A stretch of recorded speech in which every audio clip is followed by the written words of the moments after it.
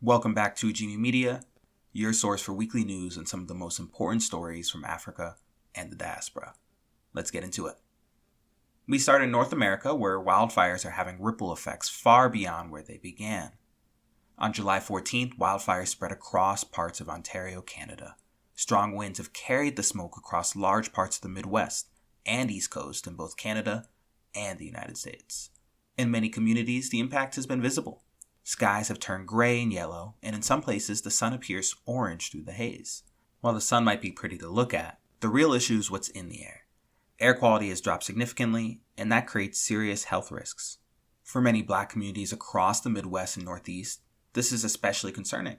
These communities already face higher levels of air pollution, and many residents are more likely to suffer from asthma and other respiratory conditions. So when wildfire smoke moves in, it worsens existing health disparities. Research has consistently shown that air pollution is a major health risk in Black communities, and events like this only highlight the urgency of addressing it. So far, Canadian wildfires have burned over 1.9 million hectares of land, and with fire seasons becoming more intense, this likely won't be the last time smoke affects communities. The bigger question now is, how will leaders respond not just to wildfires, but to the unequal impact of air pollution on Black communities? Next, we turn to Nigeria and its growing tensions with the United States. On July 15th, Republicans in the United States Congress voted to restrict foreign aid to Nigeria. The decision is based on accusations that the Nigerian government is not doing enough to address violence against Christian communities. Overall, this is part of a broader and ongoing disagreement between the two countries. The Trump administration has repeatedly accused Nigeria of ignoring or even being complicit in religious persecution. These claims have raised tensions and put Nigeria under increased pressure internationally. In response, Nigeria's president, Bola Ahmed Tinubu, has tried to strengthen ties with the U.S., including working more closely with the American military and hiring lobbyists to advocate on Nigeria's behalf. But so far, those efforts haven't made much of a difference. Congress is still moving forward with limiting aid, and this situation highlights a bigger issue. Right now, the U.S. approach to Africa often feels transactional. They use aid and pressure to push a specific agenda, or many different agendas. Meanwhile, Nigeria's response has largely been to try and appease that pressure with limited results.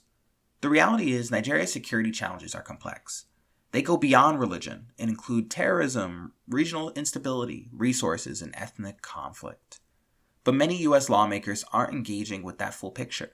So the question becomes, what is Nigeria actually gaining from this relationship? Moving forward, Nigeria may really need to rethink its strategy, especially by building stronger partnerships within Africa that are based on mutual understanding rather than external pressure. Finally, we go to Jamaica, where concerns about police brutality are once again in the spotlight.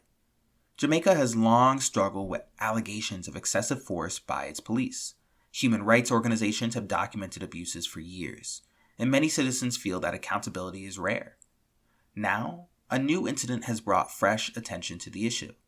In West Kingston, tensions rose after a police shooting in the community.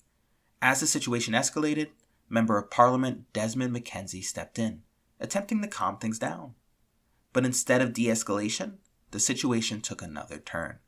One of the officers on the scene pepper sprayed him. McKenzie did not require hospitalization, but the incident sends a strong message. If a sitting member of Parliament can be treated this way, while trying to mediate a conflict, it raises serious concerns about how everyday citizens are being treated.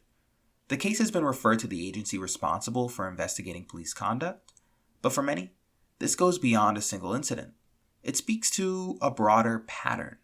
Despite years of reports and public concern, there has been limited accountability, and in this case, very little response from top government officials.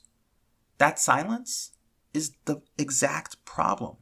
Without strong leadership and clear condemnation of abuse, trust between communities and law enforcement will continue to break down.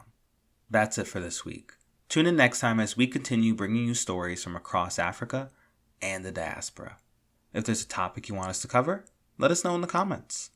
Our goal here is simple: make information about our communities accessible to everyone from the perspective of the people we report on. So don't forget to like, subscribe, and support the channel. See you next week.